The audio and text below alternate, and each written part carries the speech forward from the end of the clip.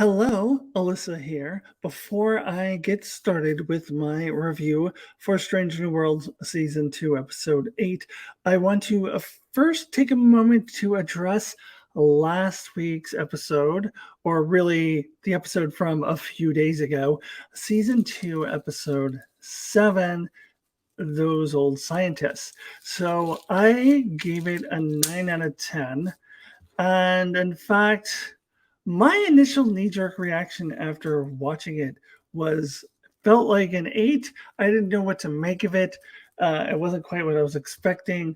I was still wrapping my head around it. But by the time I finished my review, I was at a 9. But I also said that I could potentially raise it to a 10 later. And then I watched everyone else's review, and I'm the only one who did not give it a 10, 11, the highest score, the best episode they've seen, etc., etc. Now, I am not one who is influenced by other people's opinions, and you know this if you watch my channel.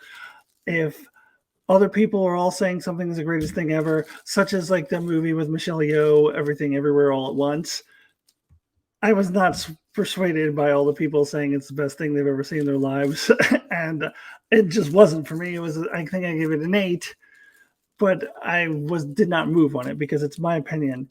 However, in this case, it's not so much that I was persuaded by others, but as I rewatched it, and I rewatched it 2 more times, each time I watched it, I just found it funnier and funnier. I laughed more and more, and I found it more and more emotional, and just kind of began to realize that everyone else is right. And I think that I watched it at 3 in the morning, which I said, so I was a little tired.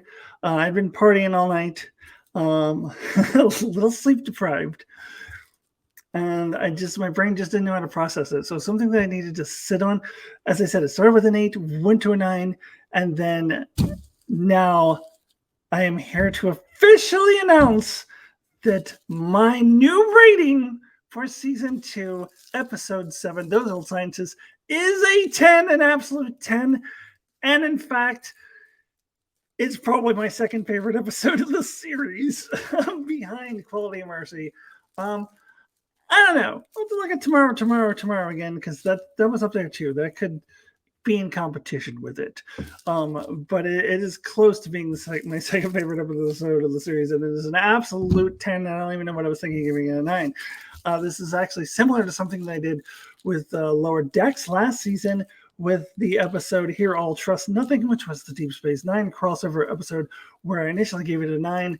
By the end of the season, I had already decided that it is actually a 10. And now, if you watch my Lower Deck Season 3 Rewind review coming out tomorrow, please watch, Friday, July 28th. It's dropping.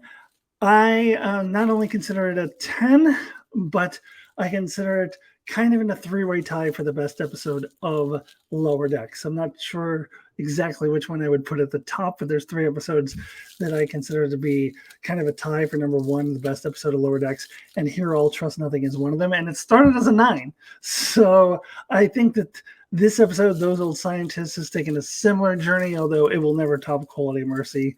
I don't know if anything will. That's going to be a tough one to beat. But it went from, my knee-jerk reaction was an 8. I did my review, gave it a 9. And now it's a 10. And now it's a 10. And probably the second best episode of the series. So I just wanted to make that clear. My new rating for Season 2, Episode 7 is a 10. Thank you for letting me take time out of your day, out of this already long video, to tell you that. So now we can go with the actual intro to this video and get in to my review for Season 2, Episode 8.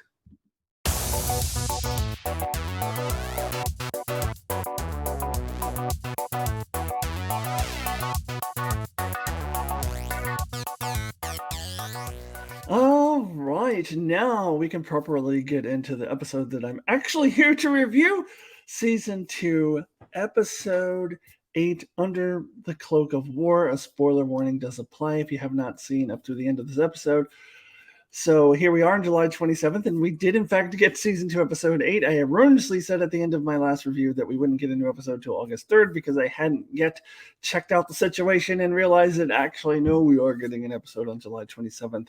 And I did correct myself in the comments, the description, and my Facebook page. So sorry for the misinformation. So here we are, season 2, episode 8.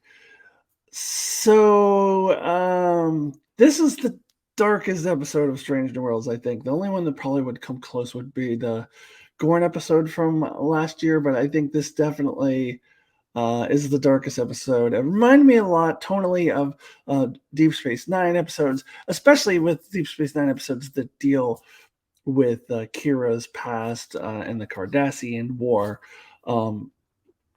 And I think there's a couple episodes that come to mind. There was one when Kira was having flashbacks like this. I can't remember which one that was, but the one that made me think most of was Duet, because it is two characters who were opposing in a previous conflict or war, confronting each other years later. And then it turns out that the one character who claims to have been, the butcher of something was lying and wasn't really the butcher of something. So that has that similarity, although this one has the twist that our main character, in this case Mabanga, actually was the butcher of Jaral. So it is unfortunate for this episode that it does evoke Duet for me. And I say that because this episode isn't even 1/1 millionth as good as Duet. Like Duet, it's not in the same category quality wise. Like this one, not even remotely close.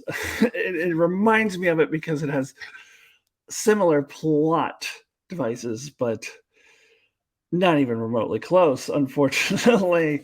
I think in the grand scheme of things, this episode is going to be quite forgettable. God willing, the writers and the actors get what they want and are able to go back to work eventually. And we do eventually get a Strange New World season 3 and 4 and at least 5. That's where Discovery is going to end, and Lower Decks is heading to 5 next year. So at least 5, and maybe even we'll get up to 7. So once all those seasons are said and done, I'll be like, oh yeah, that one exists. I forgot. I always forget about that one. I almost guarantee that will be the end result of this episode, especially sandwiched right in between two very memorable episodes, with the last episode being arguably the most memorable episode in the series, that Lower Decks crossover we had been anticipating for a year. And it ended up having a wonderful impact on everybody who watched it, except for my mom. My mom doesn't like Lower Decks, so she didn't appreciate it, but most everybody else, it had a huge impact on all of us. And then next week's episode 9, is the musical episode. Now, regardless of what I end up thinking of it, whether I hate it or think it's not that bad, there's no question that it will be a memorable episode, regardless of whether I like it or not. It will certainly be memorable. It is the musical episode. And in between it is this one that is very kind of slow paced, and at times I would almost say boring, dare I say. And there were times where I felt like it dragged, especially the flashbacks a little bit. I just felt like, I don't know. There was just a lot of like whispering. I watched this at like 5 in the morning, and or 6 in the morning, and I live in an apartment, so I don't want to disturb my neighbors. I got a noise complaint in the past for watching Star Trek too loud. So when the theme song comes out, and whenever there's music, it's like extra loud, like doo, doo, doo, doo. So I had to like turn it down. And then when I'm watching the episode, but the dialogue is usually quieter than the music, and then I was like, huh? And then I had to crank it back up again to like, I don't know. It was, I don't know. I didn't find it engaging. Now, I'm not saying that I hated this episode or that I thought it was bad. I love that we get more backstory on Mabanga. though I am disappointed that it wasn't an Ortegas episode because we got that sneak peek and I was pulling for an Ortegas episode. It's more of a Mabanga episode. But if you're gonna sacrifice the Ortegas episode for another character, I like Mabanga. I like getting more on his background with the war, since we were teased that in episode 1. We get more information on the super soldier serum. So that was good. I'm glad that we got this. It was interesting. I found it interesting.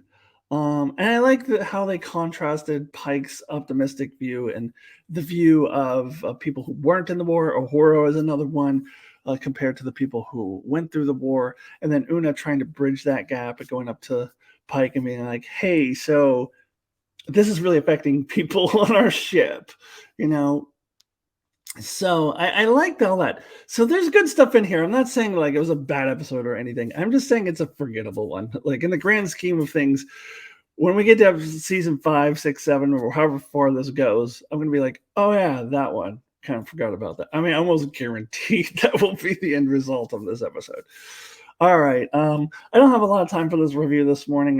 This is kind of one of my rambly one videos that I'm doing.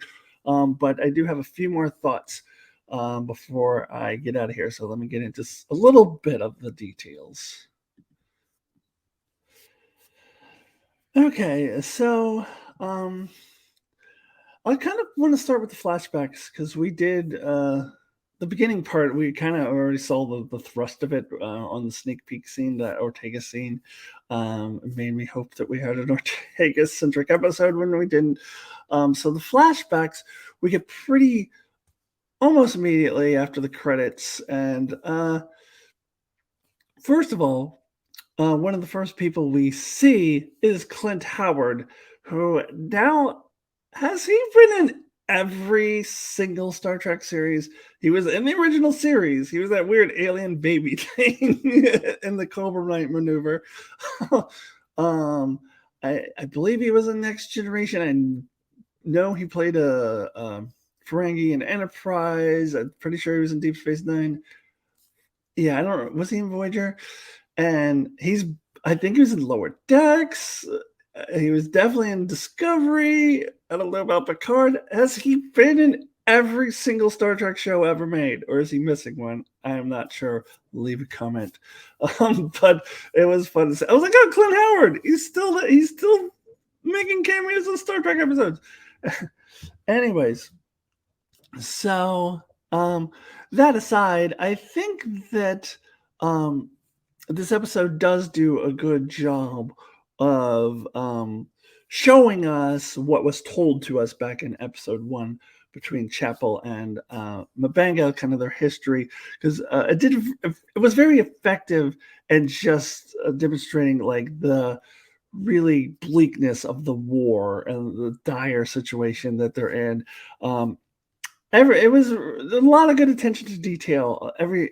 Everything on the set, everything in the background, did a really good job of setting the tone. So in that way, it was very effective. And the way that they just had to do a flyby beaming for Nurse Chapel, and we get the first time that the Nurse Chapel and Dr. Mabanga meet. So because there was some conversations in episode 1, so I feel like this did a really good job of actually showing what was told to us before. So I do appreciate that. But as I said, it was a little slow, dragged at times. Also, filled with cliches, like the one dude that Mabanga was talking with. It was like, oh well, he's obviously gonna die. Like he's gonna come back dead. I mean, that was the most obvious thing in the world. I mean, that was, the cliche. And then Mabanga was gonna go, oh well, this guy that I connected with died, and look at all these people died. Now I'm going to go and take the super soldier serum. That was all predictable. So yeah, there were some ways that this episode was effective, but other ways it's like dull and predictable. Honestly, I did like that they followed up on the super soldier serum. I mean, we didn't get a lot of details on that. I mean, I guess it's just something that Mabanga had made in the past, even prior to this flashback. And the Andorian dude at first is, coming asking for some. Like, I don't know, why didn't he just give him some? Then he probably would have saved like a lot of lives, if we're being perfectly honest. Um, I don't know. And yeah, the flashbacks, it took me a while of like, okay, where are we going with this? Like, where is this leading? I don't know. Hopefully it leads to something amazing. And it did lead to a reveal that Mabanga was actually the Butcher of Dural, but it was just like, yeah, I don't know. It just didn't have that same impact that an episode like Duet had. Also, I don't know that I love that the conflict between Mabanga and the ambassador is kind of obscured, and like we see them from Nurse Chapel's point of view, and they're just like, "Rah, rah, rah, rah, rah." I don't know. I don't know. I don't know. I think this episode is a lot of good ideas. The execution wasn't always my favorite. Um, But I do like the contrast, as I mentioned at the top, between like Pike and Ahura and the characters who weren't in the war compared to Ortega's Mabenga and Chapel. So that was good, and so I don't know. I gotta get ready for work, so I probably should stop rambling about this episode. So let me go ahead and just we'll cut this review short and go ahead and give my rating out of 10. So you might think I'm going to give this a really low rating because I've mostly said negative things, but no, I like that we had a Mabanga backstory. I like the idea of this episode. This certainly isn't anywhere near as bad as that episode uh, 5, which I gave a 6 out of 10 to, and I think I'm going to lower the rating for that later. I'm going to do a end of the season review, and I'm going to go back and probably change some ratings of things other than episode 7, which I changed the rating of at the beginning of this episode or this video. There will probably be other episodes that I change ratings of, and I think that's going to be one of them, that episode 5, Charades, and that's probably going to be the only one that goes down in rating. It's probably going to go down to a 5 or a 4. So this one is not anywhere near as bad as that, and is drastically different tonally. But I just think, I don't know. I like what it was going for, but there's so many better examples of this type of thing in the Star Trek universe, particularly in Deep Space Nine. So I think maybe Strange New Worlds needs to stick to the lighthearted, the fantasy episodes, the the Lower Decks crossovers, and the musical. We'll see how the musical goes. So, but I think that's more Strange New Worlds cup of tea than this really, really dark episode. I feel like it, I don't know, it doesn't seem to work as well. All right. So, after all that rambling, I actually will get to my rating out of 10.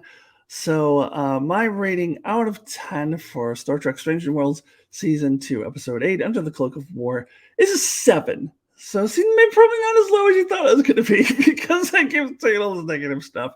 But I'll give it, it's fine. This episode is fine. When I feel like an episode is fine, 7 is usually the pretty standard rating that I give for that type of episode. As I said, I think it'll be a forgettable one in the grand scheme of things, but it certainly wasn't bad. So 7 out of 10 is the rating from me. Okay, let us now talk about next week. Excuse me.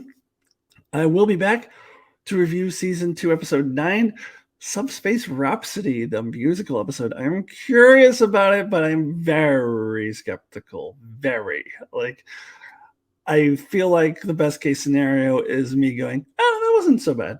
Like, I can't imagine a scenario where I'm like, oh, that was great, just because I just don't like musicals. So, I don't know. I will be vacationing in New York City. I'm going there to watch fish shows, actually, but during the day, I'll probably have some time to record my review. So I won't have this fancy background. I'll be in whatever the background of my Airbnb is in New York City. New York City is an appropriate place to review a musical episode, I feel. So we'll see. So, but I still plan to get that out for you August 3rd, next Thursday. So please join me for that. Check out all my Star Trek Top 100 videos on my channel and subscribe if you have not already. And I will see you soon. Goodbye.